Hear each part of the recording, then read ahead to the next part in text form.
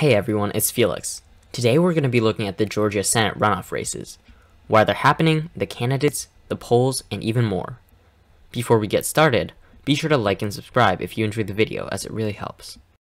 First of all, why are these elections even happening? Well, in the state of Georgia, officials are only elected if they receive over 50% or a majority of the vote. Since none of the candidates in either of the two Senate races reached 50%, the top two candidates in each race advance to a runoff election, which is happening in a few days on January 5th. So why is this election so important? Well, if the Democrats can manage to win both seats, they'll tie the Senate at 50 Republicans to 50 Democrats, including the two independents that caucus with the party in Angus King and Bernie Sanders. This means that Vice President, current VP-elect Kamala Harris, would be the tiebreaker vote. It's important for the Democrats to have both chambers of Congress, the Senate and the House, if they want to be able to pass meaningful and progressive legislation. On the other hand, the Republicans will hope to maintain their majority in Senate to make Biden's life difficult for the next 4 years and put a new president in office in 2024. Now that we know why these races are so crucial to the future of the country, let's take a look at the two races. The first race that we'll be looking at is a special election between Kelly Loeffler, a Republican, and Raphael Warnock, a Democrat. Loeffler is the incumbent junior senator from Georgia who has served from early 2020, appointed by Georgia Governor Brian Kemp after Senator Johnny Isakson resigned due to health reasons. Therefore, she needs to be re-elected to serve out the rest of her term, which would expire in 2022, as she was never democratically elected in the first place. Before becoming a senator, Loeffler became the head of communications and marketing at the financial consulting company Intercontinental Exchange, where she married CEO Jeffrey Sprecher, contributing to her $500 million net worth. This is an absurd amount of wealth for a public official and makes her the richest congressperson by over $350 million. Despite serving for only about 1 year, calling her one of the most polarizing senators would not be an exaggeration. She touts a 100% voting record with Donald Trump, and from what one can tell, this appears to be true. Great if you think Trump always takes the right position, and terrible for the rest of us. Given her Trump alignment, Loeffler's political positions of supporting concealed weapons in public and the construction of a border wall are not surprising. Her Catholic beliefs contribute to her anti-abortion stance. Like Trump, Loeffler has also not been clear of controversy while in office.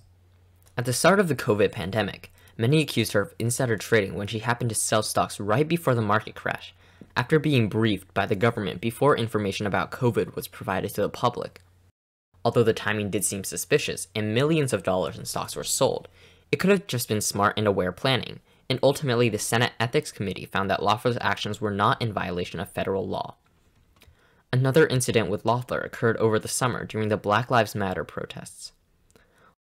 Loeffler is the owner of the WNBA team, Atlanta Dream, when she came out against the decision of many of the league's players to support the movement, arguing that it was supporting violence, Marxism, and that it would destroy America, which frankly sounds pretty ridiculous to me. This prompted many of the players on the Dream to call for Loeffler to remove herself from her owner position, and many of the athletes ultimately sported Raphael Warnock shirts. If that isn't a slap to the face, I don't know what is. But on a more serious note, I feel like as a co-owner of the team, you must try to foster understanding with your players instead of alienating and criticizing affairs. You should either support your players or just stay quiet on the subject. Loeffler's challenger is Democratic pastor Raphael Warnock. Growing up poor with 11 siblings in public housing, Warnock sits at the opposite of the wealth spectrum as Loeffler.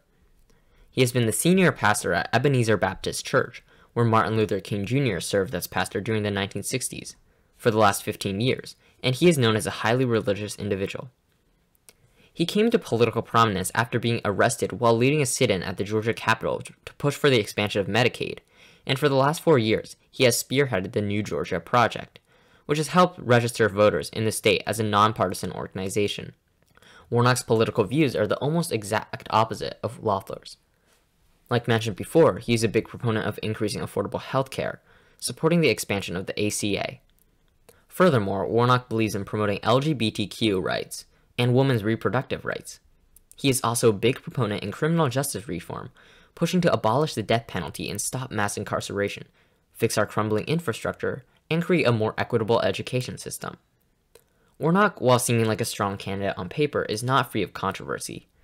Recently, his ex-wife, who he divorced from in early March of 2020, stated on police camera that he was a great actor and that he simply wanted to further his political career.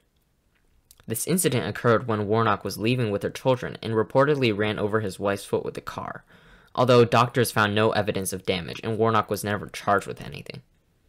Could this simply be tensions flaring at the end of an unfortunate divorce, or does it point to Warnock's true character? That's not something we'll ever find out in the public, but it does add a layer of complexity to this race. Now let's look at the other race between David Perdue and Jon Ossoff. This race is not a special election, as Perdue was elected in 2014 and has just about finished serving his first, and perhaps only term in the US Senate. Like Loeffler, Perdue also has an illustrious past in the business world, serving as a senior vice president of Reebok and the CEO of Dollar General, among other occupations and interests. With a net worth of around $16 million, Perdue is one of the wealthiest senators. Also, like Loeffler, Perdue was involved in the sale of stocks shortly before the true nature of the COVID pandemic was revealed to the public. But like Loeffler, the Senate Ethics Committee found him free of any charges. The Perdue family obviously has a great deal of political influence in Georgia, as his cousin Sonny served as governor of the state between 2003 and 2011, worked with David in business, and is now serving as the Secretary of Agriculture under the Trump administration. During his time in Congress, Perdue has helped co-author the RAISE Act, which would cut immigration to the U.S. by 50% over the course of 10 years. Perdue is against same-sex marriage, believing in tax cuts and a free and open market, and opposes the Affordable Care Act, although he states that he does support protecting Americans with pre-existing conditions. Like Loeffler, Perdue has aligned himself close with Donald Trump, although the two are certainly not as intertwined as Loeffler and Trump. Some of his more unique stances include believing in school choice, where students can get educated where they want to, new forms of energy, most notably nuclear, term limits for congresspeople, and supporting historically black colleges and universities. I am particularly interested if he will choose not to run again in 2026 if he is reelected. Personal biases aside, I believe Perdue is a much stronger Republican candidate compared to Loeffler. Perdue has at least shown some attempts at bipartisan action and has some unique perspectives, while Loeffler's 100% Trump voting record makes absolutely no sense to me. Perdue's campaign hasn't been without controversy. In one of Perdue's ads, he was accused of anti-Semitism after portraying challenger Jon Ossoff's nose as extra long, a classic anti-Semitic attack. The campaign pulled the ad, but ultimately the decision to air it was certainly a mistake that is inexcusable for a national Senate race. Next, let's look at Perdue's opponent, Jon Ossoff.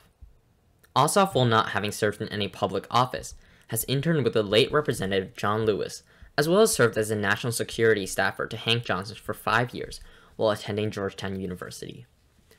He also ran a highly publicized and highly funded race for Georgia's 6th congressional district in 2017, where he led the initial vote by over 28%, but since he only reached 48% of the total vote, under the majority vote threshold, a runoff vote was held where he ultimately lost to Republican Karen Handel by 3%. The race was criticized for heavy funding on both sides, and the total amount raised came to over $50 million, which was the most for any House race at the time. Apart from his political work, Ossoff is the CEO of Inside the World Investigates, where he helped produce films investigating corruption in countries across the world. Some of these films include subjects like ISIS terrorism, the Ebola outbreak, and government corruption in Ghana, to name a few. The project has not been free of controversy, though. Ossoff inherited a great amount of money from his grandfather, where he was able to push over $250,000 into this project, and graduate from college debt-free at the same time. Furthermore, he has been criticized for allowing companies like Al Jazeera, the state-owned Qatari television network, and PCCW, a Hong Kong-based media company. PCCW is owned and run by the private Pacific Century Group, but also partially by the China Unicom Group, which is state-owned by the Beijing government. This has led to individuals like Perdue criticizing Ossoff's business and questioning his possible connections to China. Personally, this seems like a little bit of a stretch, as Ossoff has many other networks, like BBC, which is funded by the British government, airs investigatory documentaries as well.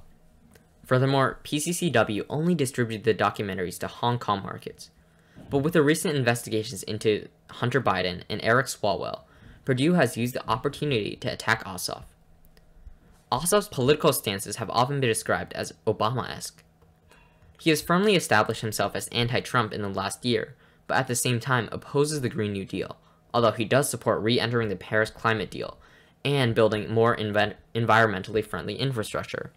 Like Obama, Ossoff opposes defunding the police, although he has pushed for criminal justice reform and the legalization of drugs like marijuana. In short, Ossoff has attempted to find the middle ground between progressive and moderate Democrats. Some individuals have succeeded in taking the best from both worlds, but others have alienated themselves from both sects of the party. If Ossoff makes it to DC, his voting record will speak on what type of Democrat he truly is. Who's set to win these elections? Well, right now it's just incredibly hard to tell. Looking at the initial election results, Joe Biden beat Trump by 0.2%, or around 12,000 votes in the state of Georgia. But more importantly, let's look at the Senate races where each candidate failed to get 50% of the vote. In his race, Perdue came on top of Ossoff by 1.8%, or roughly 90,000 votes. The special election race was not as clear for Warnock. He had a commanding lead of about 350,000 votes, but this was mainly because Loeffler had a strong Republican challenger in Doug Collins, who peeled off 20% of the total vote in that election, skewing the numbers. So what are the polls saying? One of the most reputable pollsters in Emerson gave Perdue and Loeffler each a 2-point advantage in their races. A Fox and Insider Advantage poll gave Perdue a 1-point lead in his race, but Warnock a 2-point lead in his race. The Survey USA poll gave Ossoff a 5-point lead and Warnock a 7-point lead in his race. Meanwhile, the right-leaning Trafalgar Group gave Perdue a win by 3 points and Loeffler the win by 7 points. 538's polling averages give Perdue a 0.5% lead and Warnock a 0.6 lead in their respective races. All this is to say that we really have no idea what the results of this crucial election are going to look like. All of the candidates have been marred in some level of controversy over the course of the election, and especially in the last few weeks as the race enters crunch time. However, early voting can give us a look at what to expect for the rest of the election.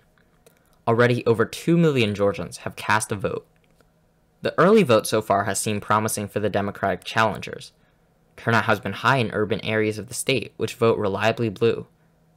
However, we can't put too much into early voting, as the general election demonstrated that mail-in and early voting were dominated by Democrats, while in-person day of voting was clearly favored by Republican voters. Also, Democrats are running low on funds.